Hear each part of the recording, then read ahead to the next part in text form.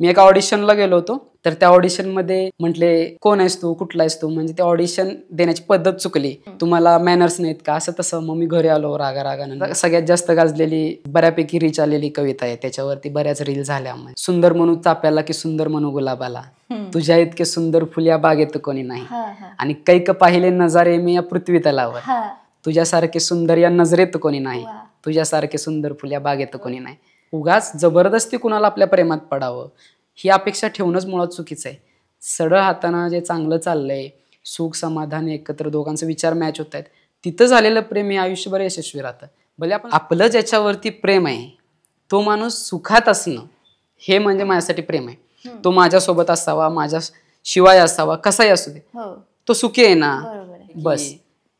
काही प्रेमामध्ये सुदैवी झाले, काही प्रेमामध्ये दुर्दैवी झाले, ज्यांनी फेकली शाई ते सारे कवी झाले. म्हणजे कधीतरी आपण स्वप्न बघितलं होतं की आपण काहीतरी लिहायचं, आणि आता खरंच त्या ट्रॅकवरती आहे. म्हणजे थोडक्यात भारी वाटतं. प्रवास सुरू झाला, म्हणजे कुठेतरी धडपड करत असताना कितीतरी अकाउंट नंतर एक अकाउंट सक्सेसफुल होते. मी रडलो, त्यानं मला मिठी मारली आणि मी रडलो एसटीतच, भर एसटीतच. म्हणजे सडन झालं, मी इतकं रडलो. म्हणजे त्याच्या आधी कधी असं नव्हतं की आपण प्रेमात आहे, ती पोरगी बरोबर रिलेशन मध्ये येईन, असलं काहीच नव्हतं.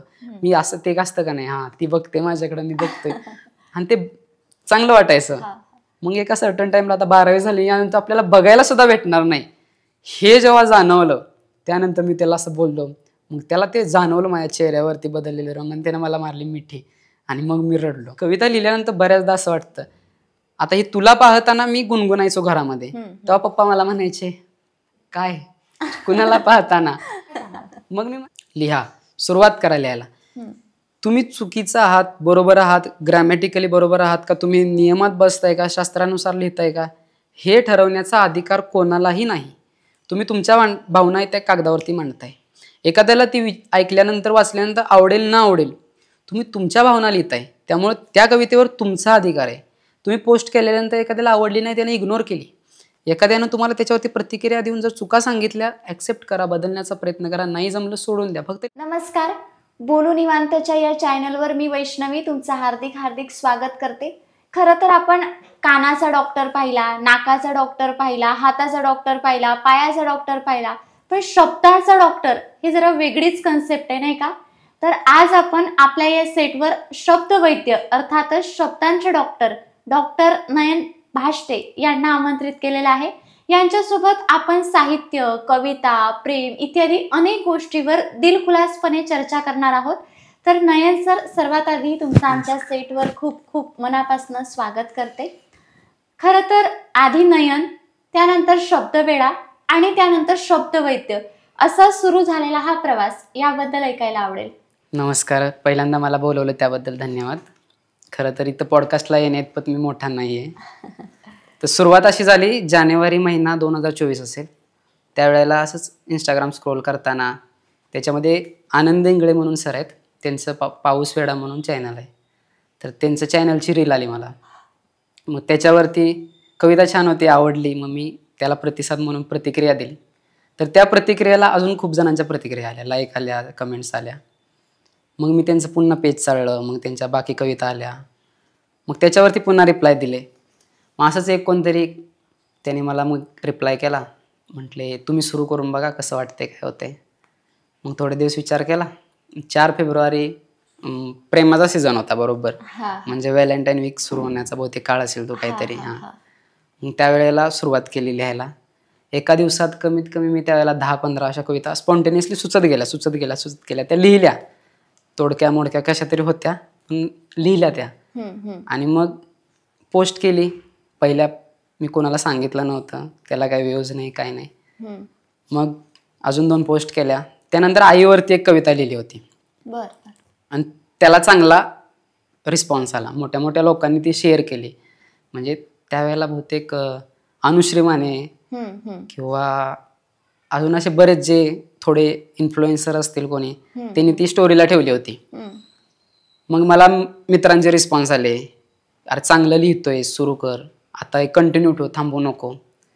मग एकदा रीच मिळायला लागल्यानंतर मग ती सुरुवात झाली ती अशी झाली की मग छान वाटायला लागलं, लोक ओळखायला लागले, थोडे थोडे आजूबाजूला गावामध्ये चर्चा व्हायला लागली त्या गोष्टीची.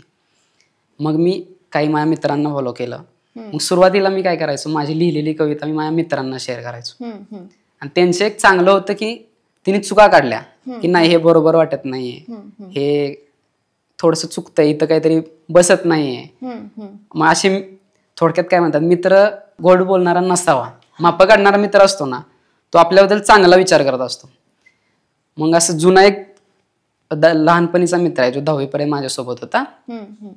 त्यानं मला सहज असंच मेसेज केला, भावा भारी लिहितोयस तू, सातारचा आहे, खतरनाक लिहितोयस तू सुरू कर, थांबू नको म्हटलं आता.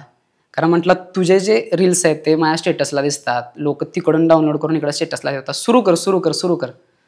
मग एकदा तो ट्रॅक बसला, सुरुवात झाली. त्यामुळे कधीतरी त्या आनंद इंगळे सरांना थँक्यू म्हणावंसं वाटते की त्यांची रील माझ्या आली आणि इंस्टाग्राम अल्गोरिदम त्याचंही धन्यवाद म्हणावे लागेल.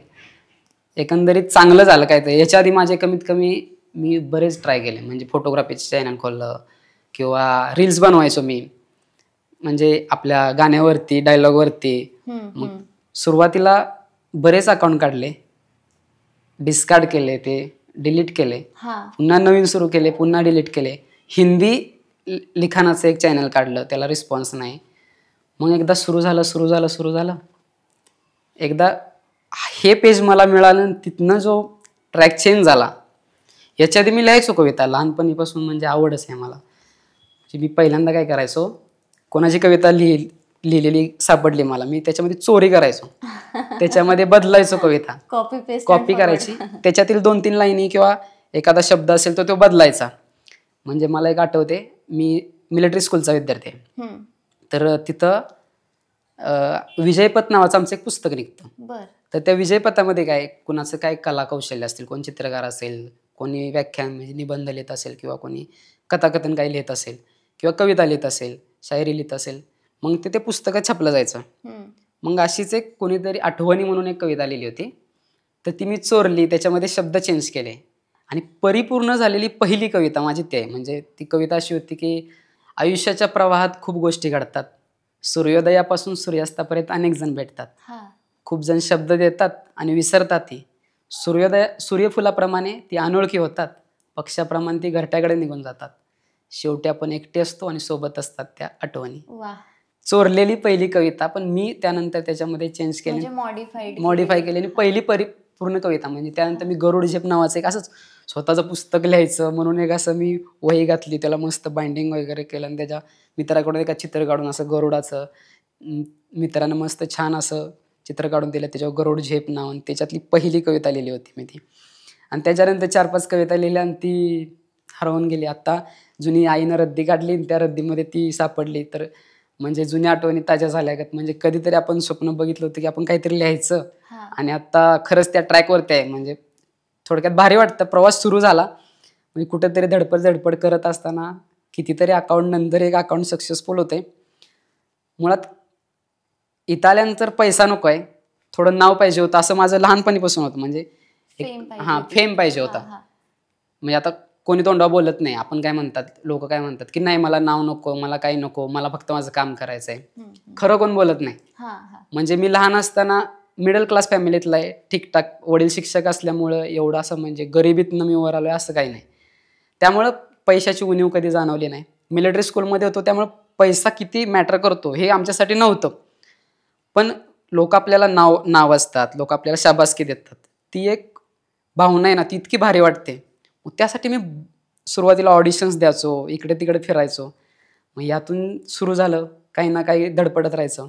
मी एका ऑडिशनला गेलो होतो, तर त्या ऑडिशनमध्ये म्हटले कोण आहेस तू, कुठला आहेस तू, म्हणजे ते ऑडिशन देण्याची पद्धत चुकली, तुम्हाला मॅनर्स नाहीत का, असं तसं. मग मी घरी आलो रागानं, मग पप्पांना म्हटलं नाही, आपण आपला कॅमेरा घ्यायचा आणि आपण आपलं सुरू करायचं. मग त्यानंतर मग मी स्क्रिप्ट लिहायला लागलो. बऱ्याच स्क्रिप्ट लिहिल्या, अर्ध्या त्या अजून कुठं ना कुठं ठेवलेल्या आहेत वहीत जपून. म्हणजे भविष्यात ती मी पूर्ण करेन न करेन, पण ती लिखाणाची सुरुवात झाली. थोडक्यात तिथे अपमान झाल्यामुळे इकडे लिखाणाची सुरुवात झाली.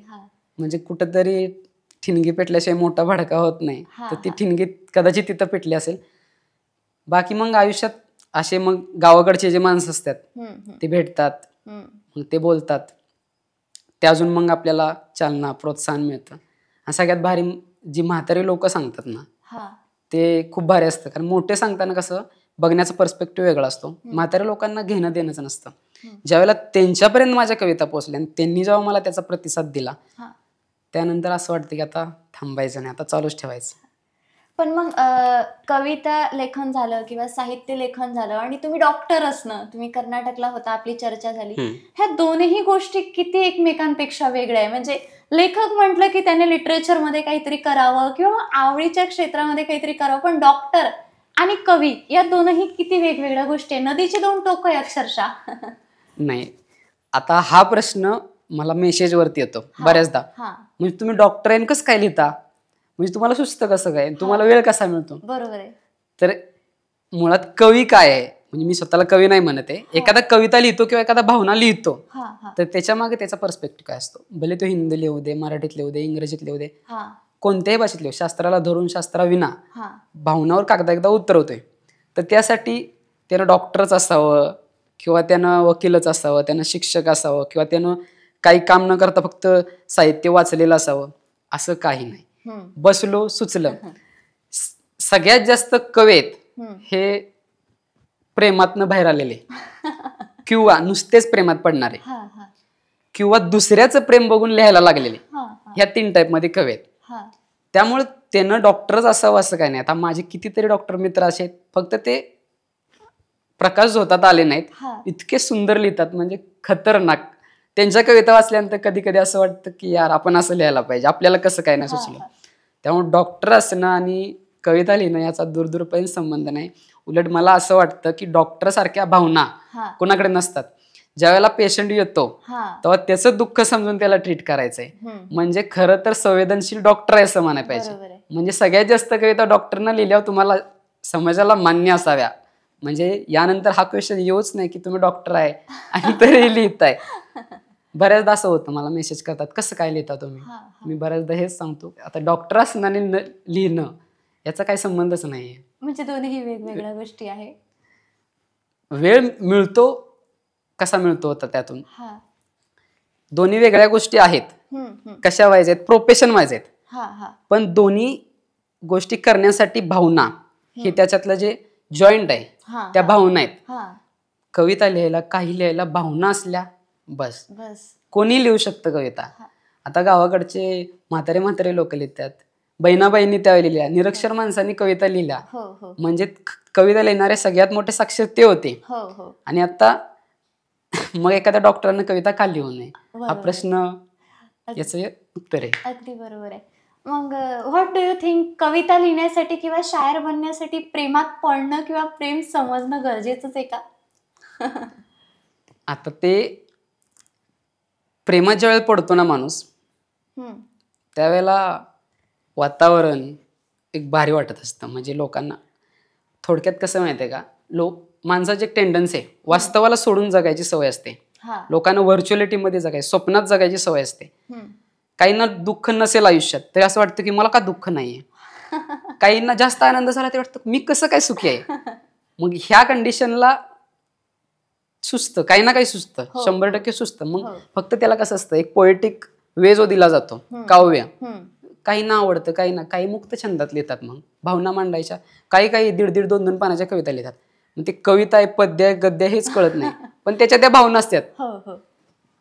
कविता ज्या वेळेला सुरू करतो आपण त्यावेळेला प्रेमात असल्यानंतर त्याला जास्त भारी का वाटतं, कारण पुढचा माणूस त्याला रिलेट करू शकतो. साधारणतः इंस्टाग्राम किंवा सोशल मीडियामुळे काय होतं, आपल्याला याची रील आली, त्याची रील आली, मग त्याचा अल्गोरिदम सुरू होतो. मग आता ही येऊन गेली, मग ती येऊन गेली, मग आपल्याला हळूहळू ते ब्रेनमध्ये आपले हार्मोन सिक्रेट होतात आणि मग आपल्याला भारी वाटतं. मग एकदा डोपामाइन सिक्रेट झालं की मग आनंद यायला लागतो. मग त्या कंडिशनला कसं होतं, मग प्रेमाच्या कविता लिहू वाटतात. आणि मग त्या कंडिशनमुळे तो प्रेमातच असेल असं नाही, प्रेमात नसेल तरी तो माणूस इमॅजिन करतो आणि मग लिहायला सुरू करतो. मग आता मी काही प्रेमात नाहीये तरी मी आता याची कविता बघून, म्हणजे माझा एक मित्र होता. तुम्ही ज्या प्रेम कविता लिहिल्या त्या काल्पनिक आहे का?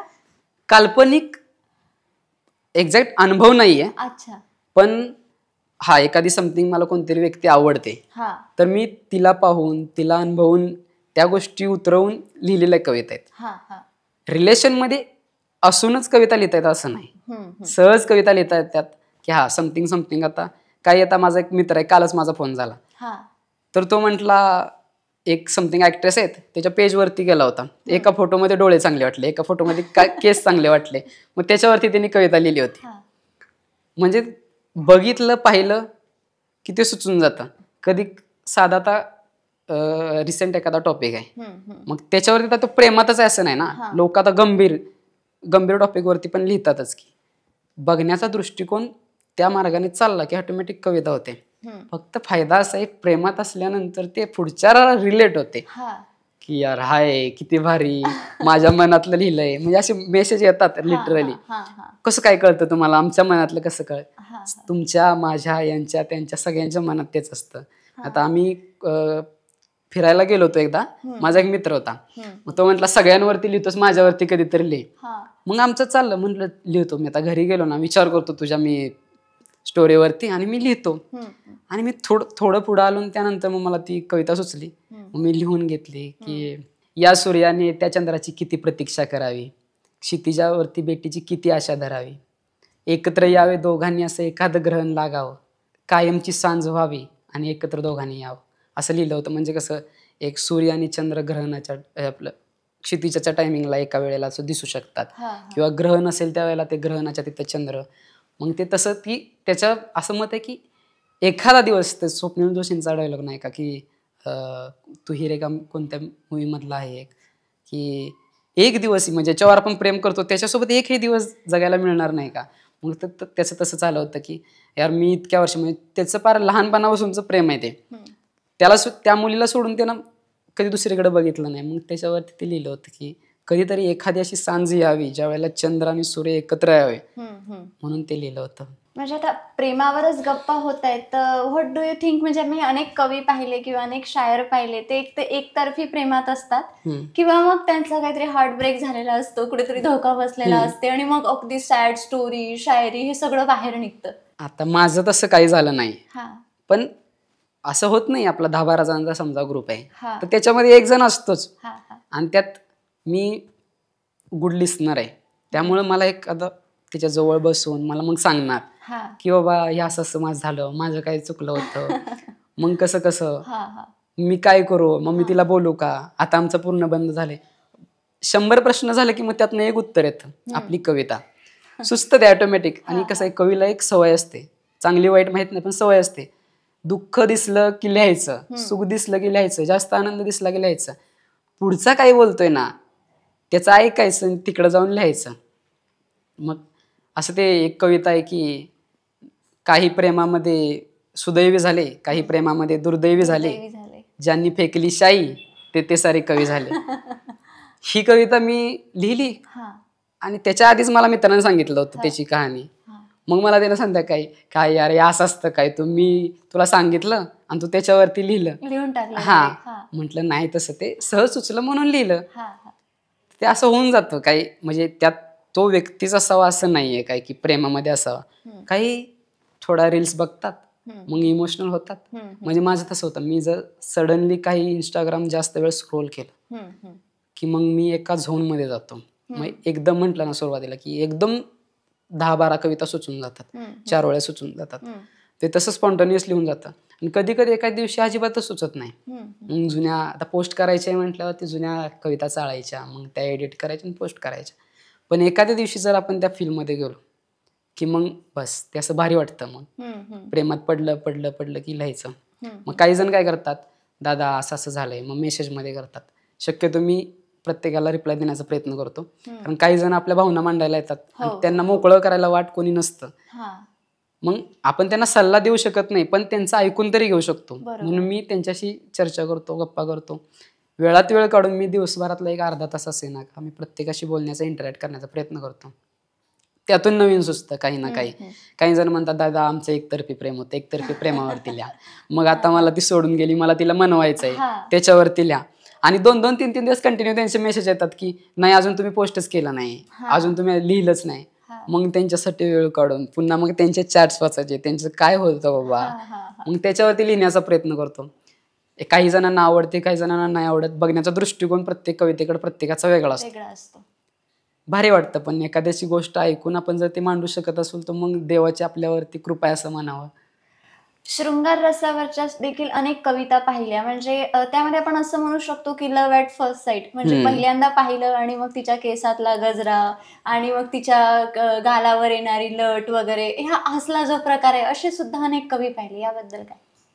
आता मी एक कविता लिहिली होती, ती लिहितानाची कंडिशन अशी होती, मी आमचे सर पुढे स्कूटीवरती होते, मी पाठीमागे पाऊस पडतोय, रिसेंटचीच आहे, वळवाचा पाऊस असेल, थोडा पाऊस पडत होता, मी पाठीमागे बसलो होतो आणि काही नाही, ट्रॅफिक आहे, सिग्नल लागलाय, तिथं काय मला काही दिसलं नाही.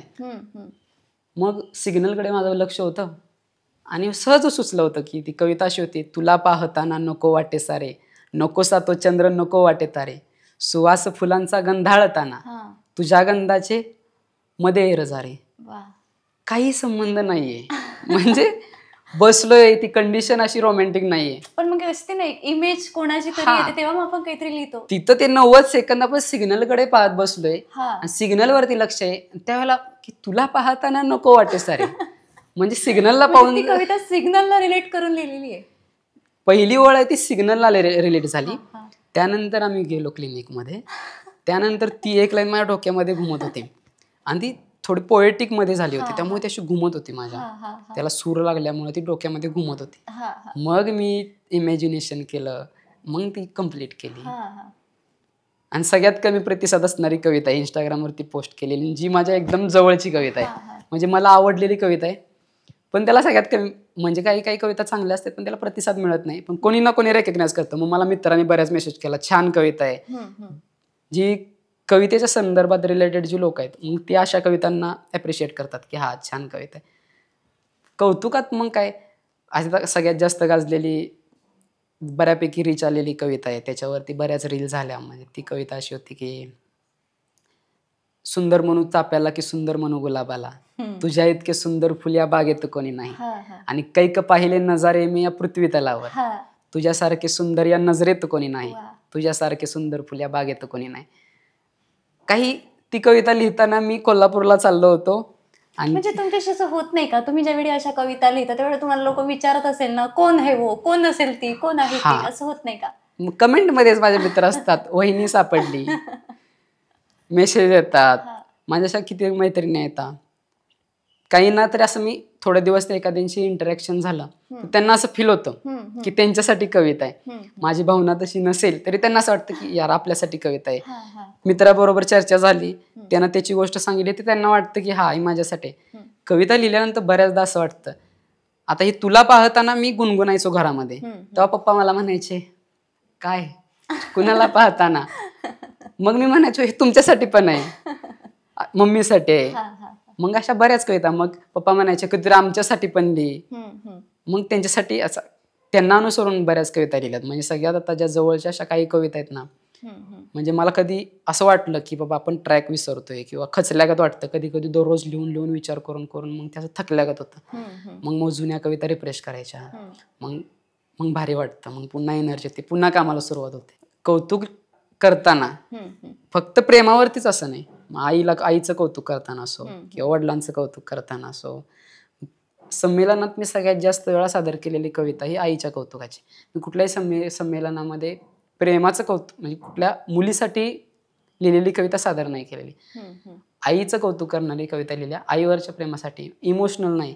काही लोकांना एक सवय असते, दुःख नसेल तरी ओढून त्याच्यावरती इमॅजिनेशन करून लिहायची सवय असते. मला तसं मी ठरवून कधी लिहित नाही. एखाद्याचं ऐकलं, एखाद्याचं वाचलं, एखाद्याचं काही गोष्ट त्यानं सांगितली, त्याच्यावरती जे फील होतं ते लिहून टाकायचं.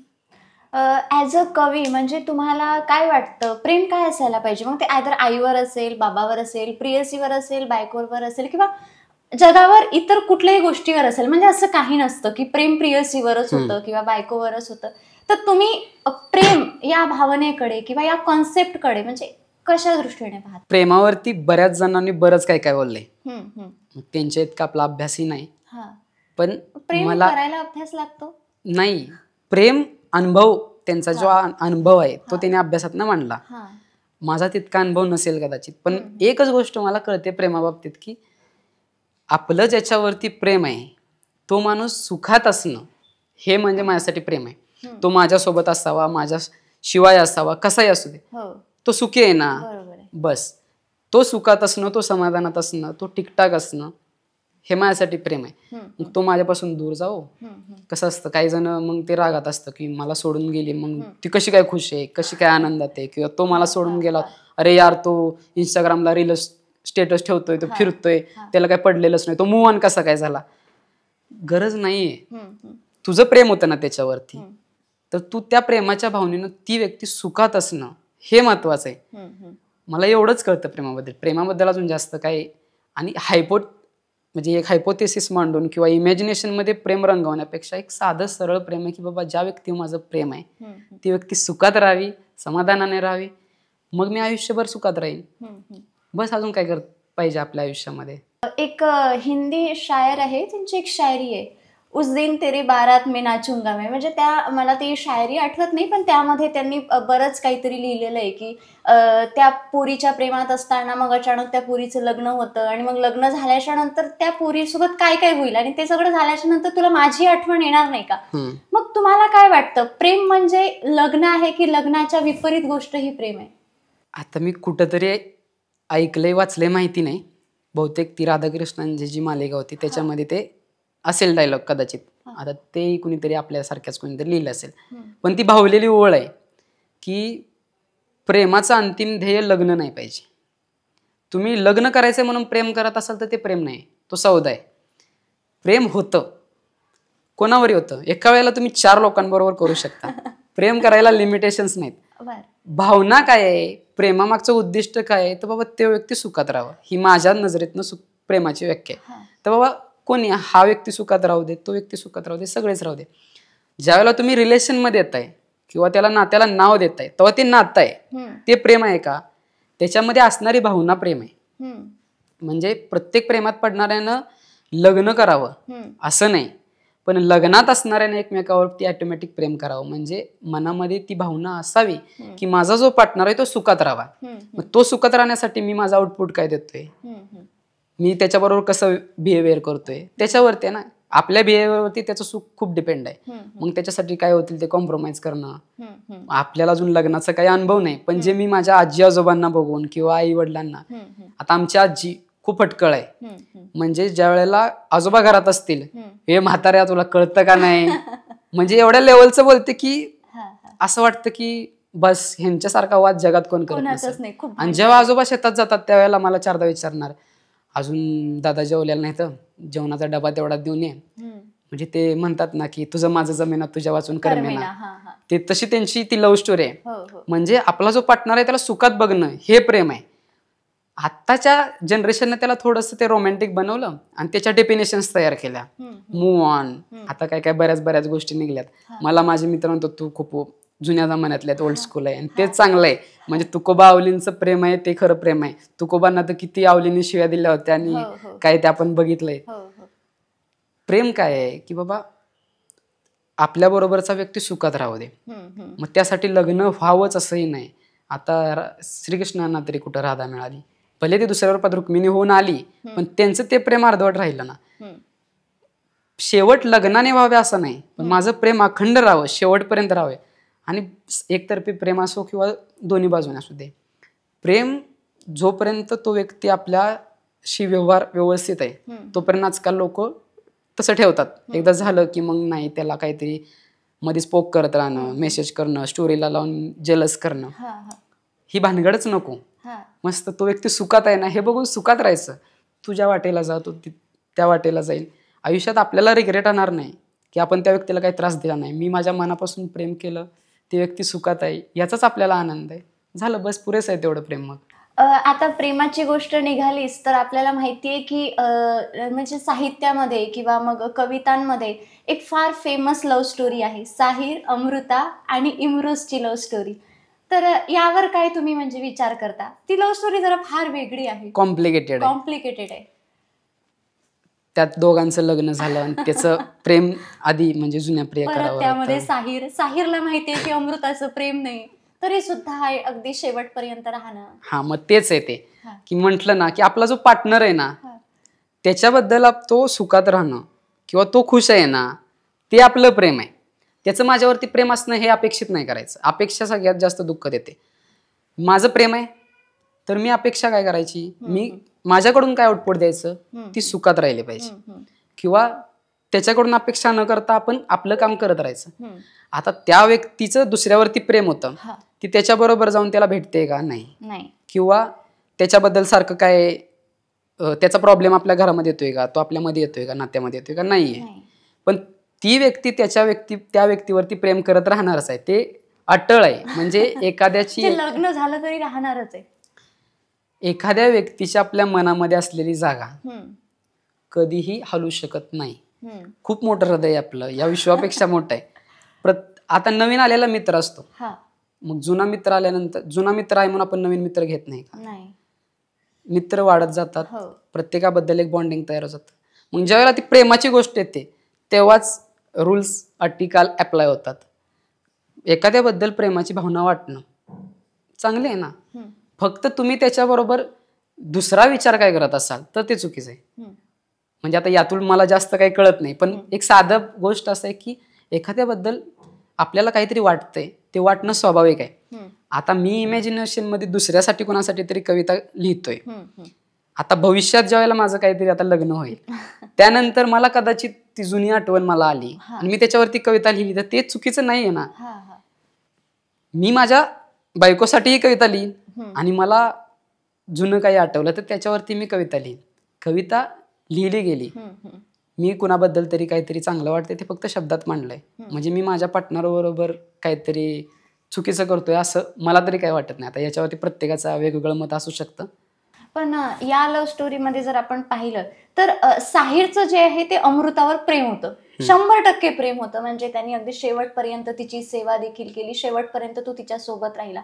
पण एम्ब्रोसच्या बाबतीत जरा वेगळीच गोष्ट होती. त्याचं लग्न झालेलं होतं, मग तो पत्नीला टाकून मग इकडे अमृताकडे आला. मग ते बरंच, मग तुम्हाला असं वाटत नाही का एम्ब्रोसने जे केलं ते चुकीचं केलेलं आहे? मग एका हृदयात पत्नी आणि प्रेयसी दोन व्यक्ती कसं काय राहू शकतात?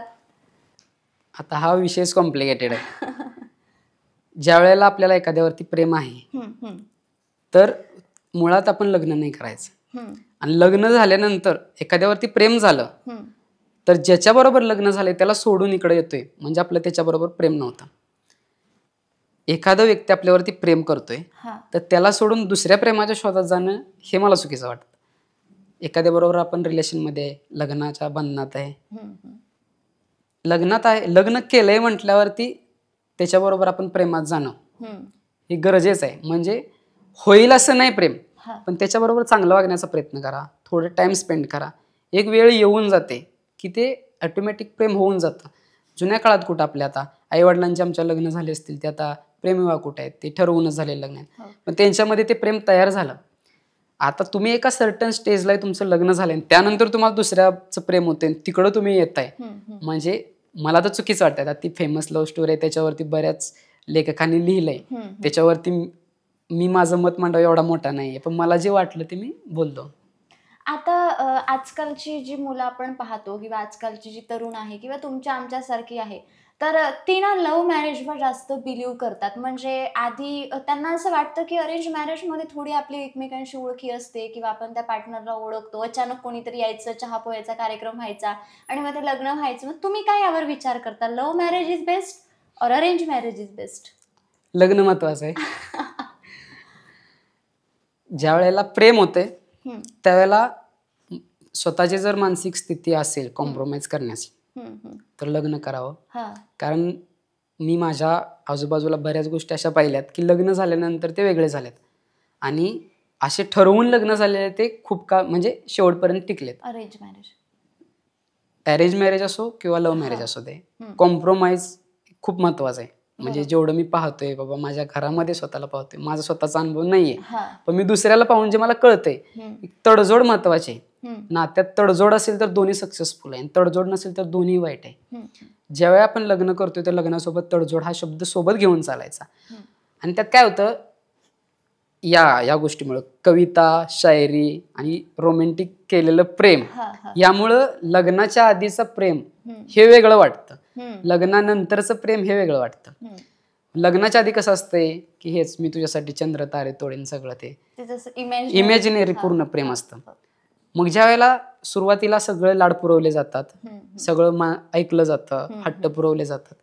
लग्नानंतर माणूस कसा असतो, लग्नाच्या आधी जबाबदारी नसते, कमी असते, आई वडील सांभाळत असतात, बेधुंद असतो एका वासरासारखा.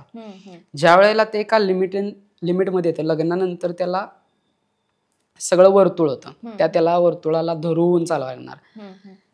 केंद्रबिंदू कोण आहे तर बाबा आपला परिवार आहे, त्याच्यासोबत त्याला सगळ्या गोष्टी पूर्ण करायच्या आहेत. मग लग्नानंतर ज्या वेळेला एखादा हट्ट पुरवला जात नाही तर त्याला वाटतं तू लग्नाच्या आधी असा होतास आणि लग्नानंतर असा झालास, बदललास तू. थोडक्यात काय, प्रेम विवाह होऊन दे किंवा ठरवून होऊन दे, तडजोड करण्याची जर तुमची इच्छा असेल तर लग्न करावं, नाहीतर लव्ह मॅरेज करून तुटणार आहेच. फक्त अपेक्षा कमी ठेवायच्या, एकच अपेक्षा ठेवायची की बाबा आपला सोबतचा जोडीदार आनंदात राहावा, जर्नी एन्जॉय करायची. मग लव्ह मॅरेज सध्या स्थितीत बेस्ट काय, सुरुवातीपासून आपण ओळखत असतो, ते सुरुवातीचा जो ठरवून लग्न केल्यानंतर सुरुवातीचा जो काळ आहे तो आपल्याला जो सेट व्हायला जातो, तो ऑकवर्डनेस कमी करायला.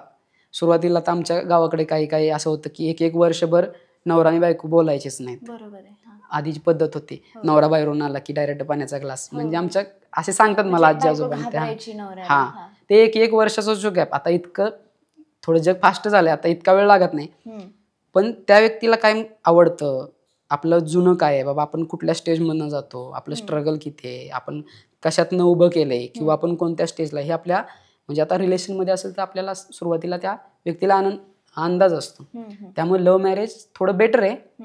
पण आमच्यासारख्यानी मग कोणी नाही मिळाली तर मग ठरवून लग्न, मग त्याच्यावरती मनापासून प्रेम करायचं, आयुष्य सुखात घालवायचं. आता आपण पाहिलं की म्हणजे जसं आत्ताची जे युथ आहे किंवा आता जे आपल्या ज्या पिढीतले आहे, एकदा पण प्रेम होतं, दुसऱ्यांदा पण होतं, तिसऱ्यांदा पण होतं. मग ते जो आकडा आहे तो आकडा थांबायचं नावच घेत नाही, ते अनलिमिटेड होतं. मग आकर्षण आणि प्रेम ह्यातलं डिफरन्स नेमकं काय ते कळतच नाही. आकर्षण असेल तर ते टेम्पररी फेज पुरतं असतं. सुरुवातीला काही वेळा आपण बोलतो सडन आपल्याला असं होतं की नको, आपण टाळाटाळ करतो. सरळ स्पष्ट आहे. काही वेळानंतर जर एखाद्या गोष्टीत मन भरत असेल तर ते आकर्षण आहे. एका टाइम नंतर सुद्धा असं वाटत असेल की यार दिवस पूर्ण जरी आपण कामात असो तरी थोडंसं 1-2 मिनिट 3 मिनिट त्या व्यक्तीशी जर आपल्याला बोलू वाटत असेल, त्याची विचारपूस करू वाटत असेल तर ते प्रेम आहे. काही वेळा काय होतं, 2 वर्ष 4 वर्षानंतर सुद्धा आपल्याला ब्रेकअप पाहायला मिळतात. याची स्थिती अशी होऊन जाते की माणूस कंटाळतो, दररोज तेच करत जातो. तर त्यात थोडंसं चेंजेस करून थोडंसं आपल्याला बाबा काय वाटतंय शेअर करावं, बोलावं, अपेक्षा कमी ठेवाव्या आणि प्रवास चालत राहावा. एक प्रेम कितीदा येऊ शकतं, म्हणजे मी सुरुवातीलाच म्हटलं, एका वेळेस 4-4 5-5 जणांवर प्रेम होऊ शकतो. आपली अपेक्षा काय आहे, म्हणजे काही जणांचे एक्सपेक्टेशन्स असतात, ह्या गोष्टी करायच्या आहेत आपल्याला, इथं फिरायचं आहे हे. मग आता कसं असतं, ग्रुपमध्ये 4 जणांना गर्लफ्रेंड आहे आणि मी 5वा आहे, मलाच नाही. मग हे म्हणतात हा याची ही मैत्रीण आहे, बघ तू बोलून बघ तुमचं होईल. हे ठरवून ज्या गोष्टी होतात ना त्या एक्सपेक्टेशन नाहीत, ते प्रेम नाही म्हणायचं.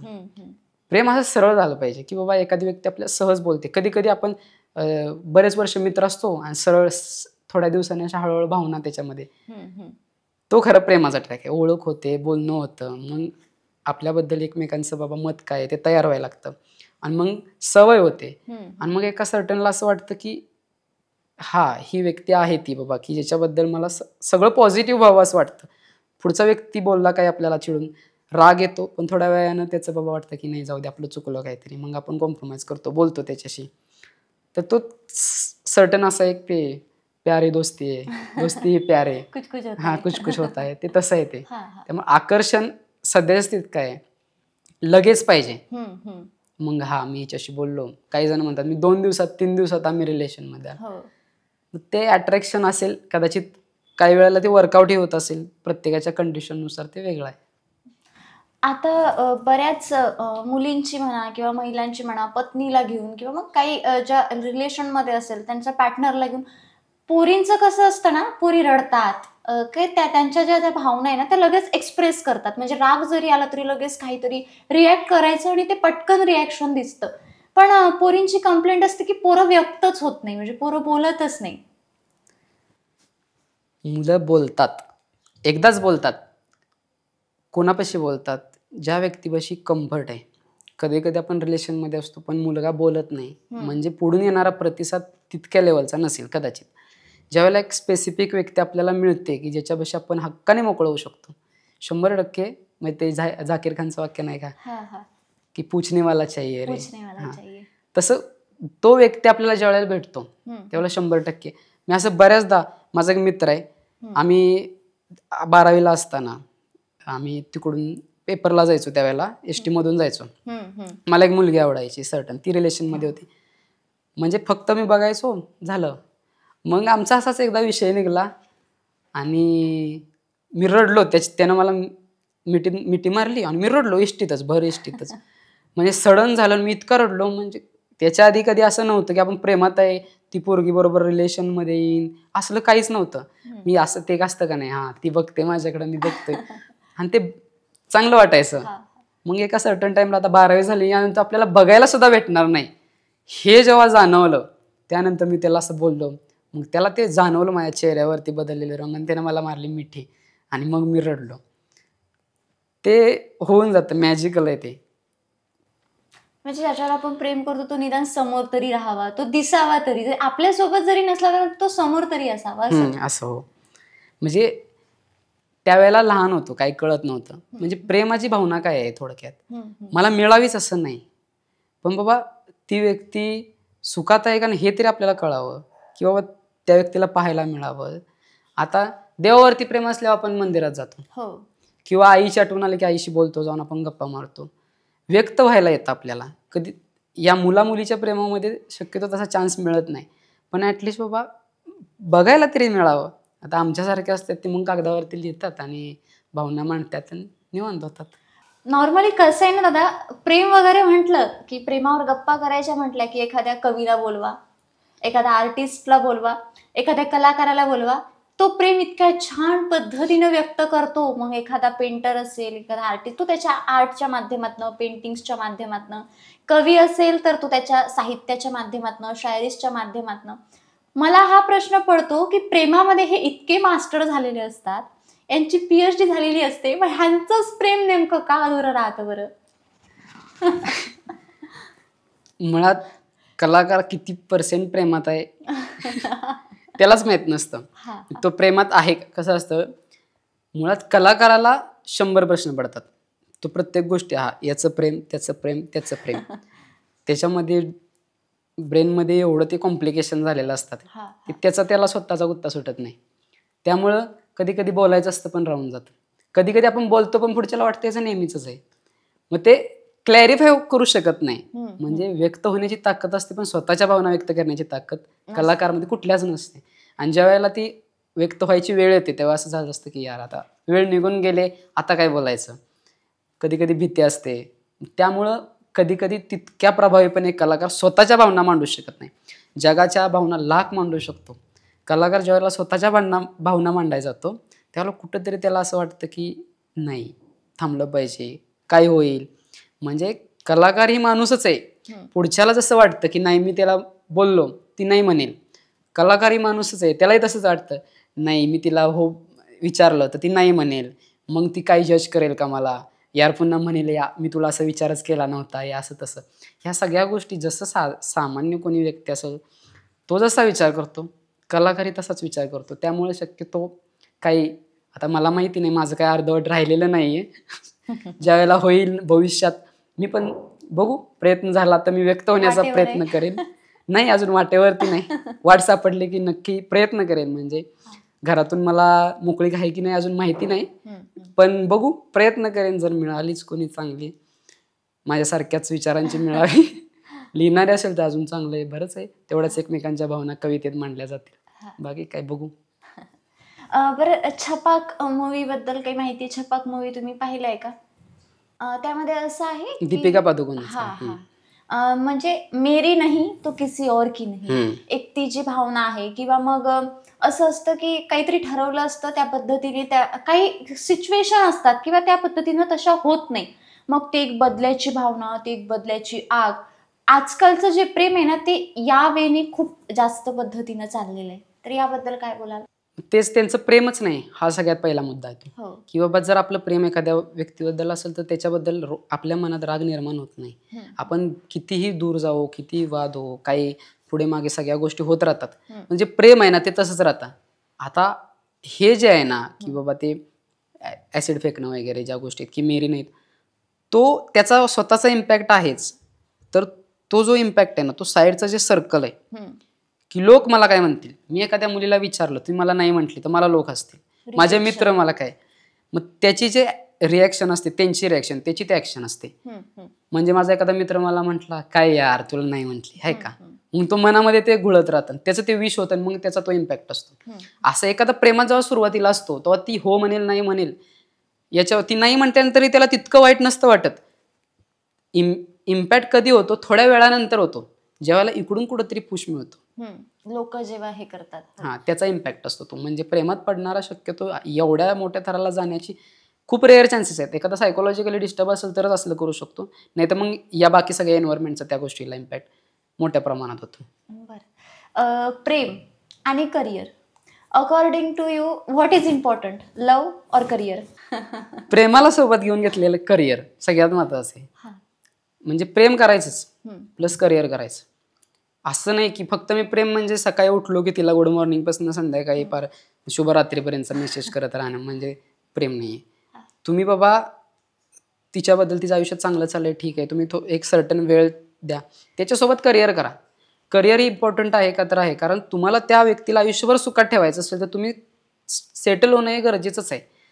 आणि फक्त सेटल होत असाल तर कुणासाठी सेटल होत आहे बाबा.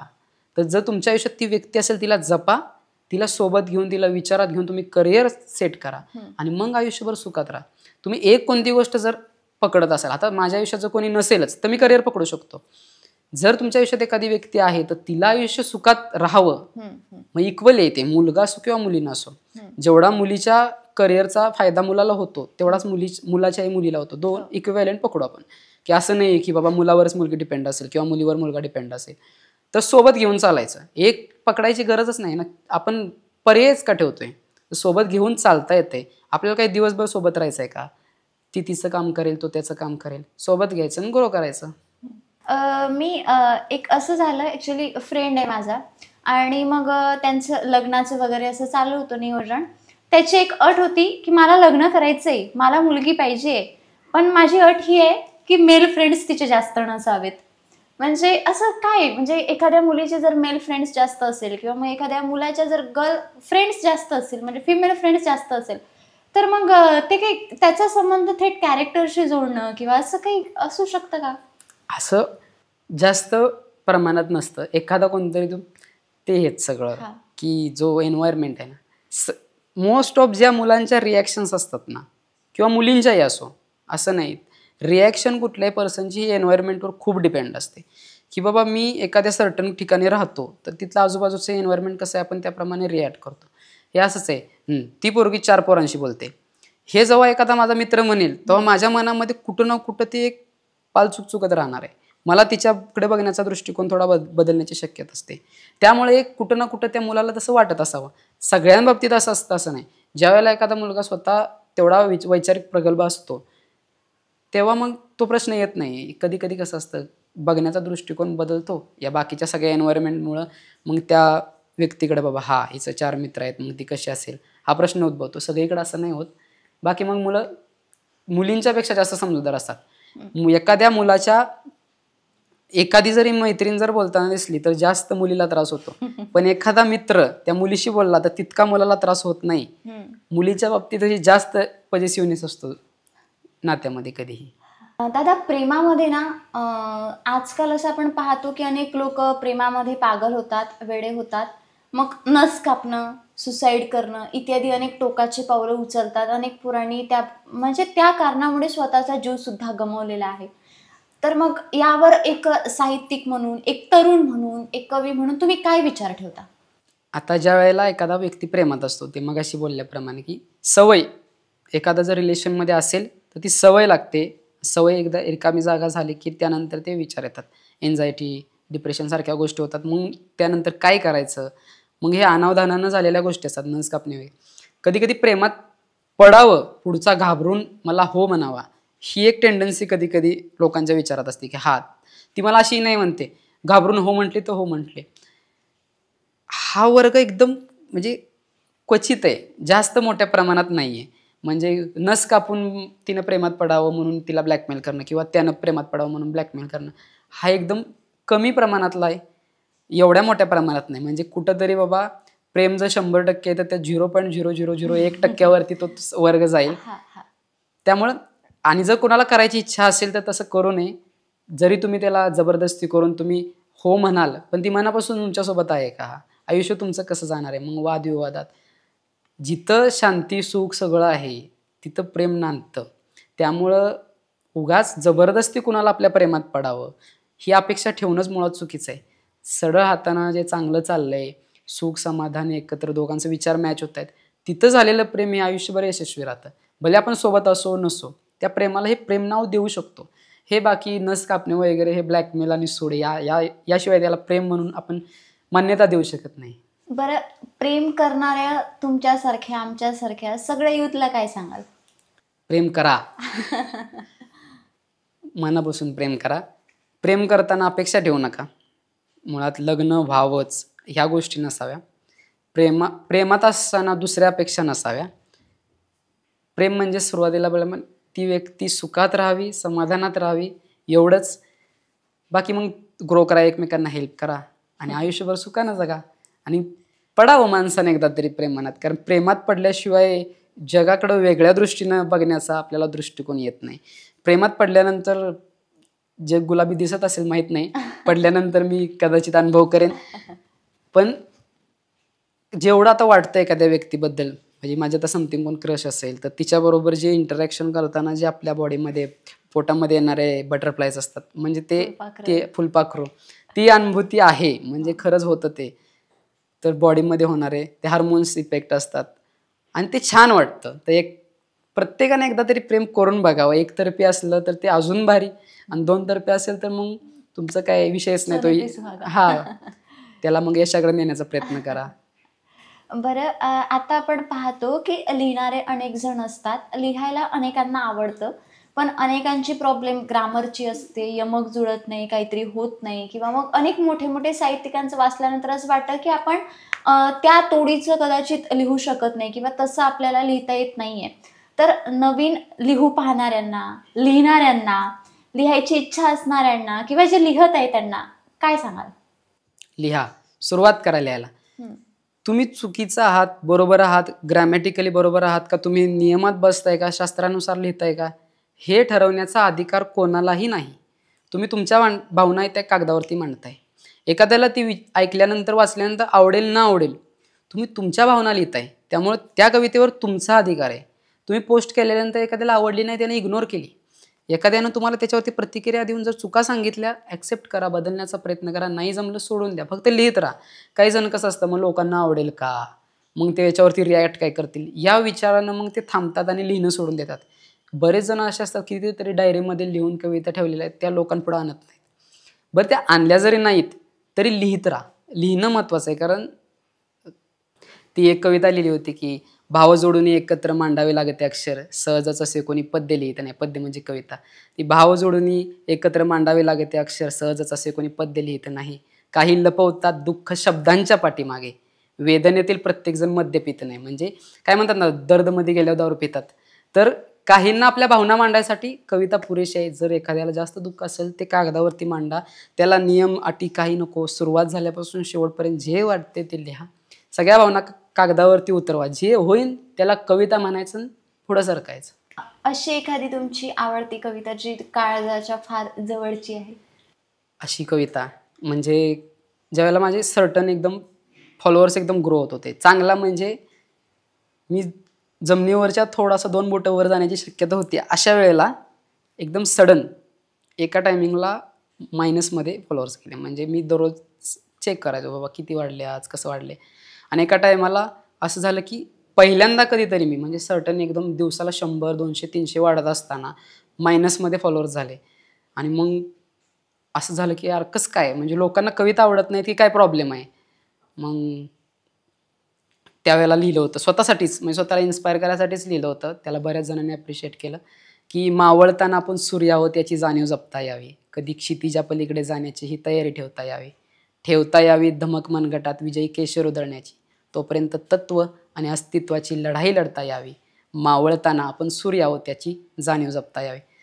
आपण कोण आहे हे आपल्याला सांभाळून ठेवता आलं ना की आपण कुठल्याही गोष्टीतून कमबॅक करू शकतो. आणि सडन मग काही दिवसानं जो परत ग्रोथ आली, त्यानंतर चांगलंच सुरू झालं. आणि आता थोडक्यात समाधान आहे. मी एक असा आपल्या आयुष्यामध्ये कुठेतरी फ्लॅशबॅक असा असतो की जिथं वाईट काळ सुरू झाले असते, आपण त्यातनं ओव्हरकम करतो. तसंच आपल्या आयुष्यात अजूनही येणार आहेत सेटबॅक, तर त्यातून आपल्याला कमबॅक करण्याची गरज आहे. त्यामुळे स्वतःला सांगत राहायचं की तू कोण आहेस, स्वतःला पुश करत राहा.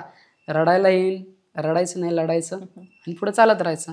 मग एक टाईम येतो की बाबा त्यावेळी थांबलो नाही याचं समाधान आपल्याला आज होतं. जे आता इथं बसून मला ते वाटतंय की बाबा नाही, त्या दिवशी आपण थांबलो असतो तर हे सगळं झालं नसतं. बरं, आत्ताची जी पोरं आहे किंवा आपल्यासारखी जी तरुण आहे ही डिप्रेशनमध्ये गेलेली आहे. अनेक म्हणजे रिझन काही असू शकतं, प्रेम असू शकतं, करिअर असू शकतं, फॅमिली प्रॉब्लेम्स असू शकतं किंवा काही रिझन असू शकतं. तर त्या सगळ्या पोरांना काय सांगाल? आपल्या पाठीमागं कोण आहे नाही किंवा मी एकटा पडलोय, हे प्रश्न सगळ्यात जास्त. म्हणजे मी एकटा कसं करणार, माझ्याकडून काहीच होत नाही, काय होतं हे समजत नाही. ह्याच्यावरती एकच सगळ्यात मस्त उदाहरण असतं आपले आईवडील. ज्याच्या पाठीमागं आईवडील खंबीर आहेत, कोणी असो, आई असो, वडील असो किंवा कोणी आपल्या आयुष्यात नसेल तरी एखादा व्यक्ती असा असतो जो आपल्याला शेअर केल्यानंतर त्यातून आपल्याला मार्ग काढायला मदत करू शकतो. डिप्रेशनमध्ये जायची गरजच नाही मुळात. आपण कसं आहे माहिती का, दुःख ओढून घ्यायची सवय आहे. त्यामुळे लोकांना असं दुःख ओढून घेतं. म्हणजे ते एक सहानुभूतीच्या जगामध्ये जगण्याची सवय बऱ्याच जणांना असते. मग त्याच्यावरती मी एक म्हणजे व्याख्यानाची स्क्रिप्ट तयार केली होती. त्याच्यामध्ये ती कविता लिहिली होती की आई बाप वाचता आला तर जीवनाचं सोनं होईल मशागत मनाच्यानं बहरलेलं रान येईल, आयुष्यभर पुरेल एवढा मिळेल सुखाचा वाटा, सूर लागेल नशिबाला असं आयुष्याचं गाणं होईल, आई बाप वाचता आला तर जीवनाचं सोनं होईल. आई बापांना समजून घ्या, त्यांचं स्ट्रगल समजून घ्या. आयुष्याला जो मार्ग लागेल ना, अफलातून असेल, म्हणजे त्याच्यासारखी मजाच नाही. आपल्याला कधी कधी त्यांचे मतं पटत नाहीत, पण त्यांचा उद्देश जर चांगला आहे आपला, कधी कधी जर आपल्याला स्वतःच्या मनाप्रमाणे होईना तर त्यांचा गायडन्स घ्या. ते सांगतील ते करा. सर्टन स्टेजला येऊन आपण सेटल होऊ, त्यानंतर ज्या आवडीला वाटेल ते करा. फक्त डिप्रेशनमध्ये जाऊन ह्या सगळ्या चुकीच्या गोष्टी करण्यात काही अर्थच नाही. मुळात आयुष्य जगायसाठी आलोय का मरायसाठी आलोय? रडत खडत जगायचं, पण जगायचं कसं का असतं ना, जगणं महत्त्वाचं आहे. त्यानंतर उगाच आपण आत्महत्या करणं या सगळ्या गोष्टी होतात. त्याची मुळात काही गरज नाही. आयुष्य आहे, जगा, थोडंसंच आहे, नाव ठेवून जावं. मुळात आयुष्यात जन्माला आलो ना तर पाठीमागं आपलं जेव्हा नाव काढतील तेव्हा काहीतरी मस्त माणूस होता, एवढं जरी आपल्यासाठी आलं ना, ते कौतुक आपल्या आयुष्यभराची पूर्ण पोचपावती असेल. बरं, अनेक नोकरी करणाऱ्यांचं किंवा म्हणजे जे त्यांना वाटतं लिहावं, बोलावं, पण टाईम मॅनेजमेंट, वेळ मॅनेजमेंट असं होत नाही. तर अनेकांचा प्रश्न असतो की असं कोणी आलं ना, तुम्ही त्यांना प्लीज आवर्जून विचारा की टाईम मॅनेजमेंट कसा करावा, आम्ही नोकरी कशी सांभाळावी, लिहावं कसं. आता तुम्ही स्वतः नोकरी पण करता, तुम्ही प्रॅक्टिस पण करत आहात डॉक्टरकीची आणि लिहिता पण आहात. तर अशा नोकरी करणाऱ्यांना आणि लिहू पाहणाऱ्यांना काय सांगाल?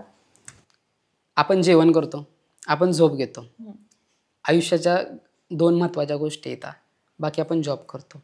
टोटल 24 तासाचं चक्र पकडलं, 12 तास जर आपण कामाला दिले, झोपेला 6 तास दिले, तर उरलेले 6 तास आपण काय करतो? कारणं देण्यापेक्षा प्रयत्न करा. कविता लिहायला ठरवून बसावं गरज नाही. प्रवासात जरी आपण असलो, बसमध्ये, ट्रेनमध्ये, कुठेही आपल्याला सुचतं. ठरवून लिहायला गेलात की तुम्ही कोड्यात पडाल. सुचलं की लिहाल. 2 ओळी सुचल्या, 2 ओळी लिहून ठेवा. त्या 2 ओळी कालांतराने कधी वाचल्यानंतर सुचून जातील, पुढं कंटिन्यू होईल. तुम्ही लिहायला सुरुवात करा. तुम्ही एका जागी जर थांबलं तर ते सुरुवातच होणार नाही. गाडी जर बाहेर काढलीच नाही तर तुम्ही रस्त्यावरचा प्रवासाचा आनंद घेऊच शकणार नाही. सुरुवात करा. त्याला काही म्हणजे मला वेळ मिळत नाही, मी लिहू शकेल की नाही, हे प्रश्न सगळे दुय्यम आहेत. सुरुवात करा. कसेही लिहा. मला मेसेज करा, मला काय वाटेल तुम्हाला, मी तुम्हाला सांगतो त्याच्यामध्ये काय कुठं अडचणी येतील. तसं कवितेमध्ये अडचणी येत नाहीत. जे वाटेल ते मांडायचं आणि त्याला कविता नाव देऊन सोडून द्यायचं. चला, खरं तर दादा तुम्ही ना म्हणजे तुमच्याकडे पाहून एकच गोष्ट जाणवली की माणसाचे 50K फॉलोअर असू देत, 100K फॉलोअर्स असू देत किंवा मग कितीही फॉलोअर असू दे, माणसाने डाऊन टू अर्थ राहिलं पाहिजे. माणसाने जमिनीवर राहिलं पाहिजे. एका मेसेजला तुम्ही रिप्लाय दिला, कालच आपलं बोलणं झालं, कालच यायचं पण ठरलं आणि खरं तर म्हणजे थोडेफार फॉलोअर्स झाले की लोकांमध्ये एक इगो प्रॉब्लेम असतो, घमंड प्रॉब्लेम असतं. मला तर खरं अपेक्षा नव्हती की तुम्ही याल, रिप्लायसुद्धा द्याल आणि तेही येणं इतकं साधं, सहज पद्धतीने बोलणं. तुम्ही तुमच्या वेळातनं वेळ काढून डॉक्टरकीमधनं पण वेळ काढला, लिखाणातनं पण वेळ काढला. या सगळ्या वेळात वेळ काढून तुम्ही आलेत. प्रेम, मैत्री, गप्पा, कविता, साहित्य इत्यादी अनेक गोष्टीवर तुम्ही गप्पा केला. त्याबद्दल बोलू निवांतच्या संपूर्ण टीमच्या वतीनं तुमचे मनापासून आभार व्यक्त करते आणि ऑडियन्सला सुद्धा हेच सांगते की प्रेम करत राहा, बोलत राहा, लिहत राहा आणि अशाच पद्धतीचे नवीन नवीन पॉडकास्ट आपण याही पलीकडे याही नंतर घेऊन येत आहोत. असेच पॉडकास्ट पाहत राहा आणि अजून नवे नवे व्हिडिओ पाहण्यासाठी चॅनलला लाईक, शेअर आणि सबस्क्राईब करा आणि या पॉडकास्टबद्दल तुम्हाला नेमकं काय वाटलं खाली कमेंट सेक्शनमध्ये कमेंट करून नक्की कळवा.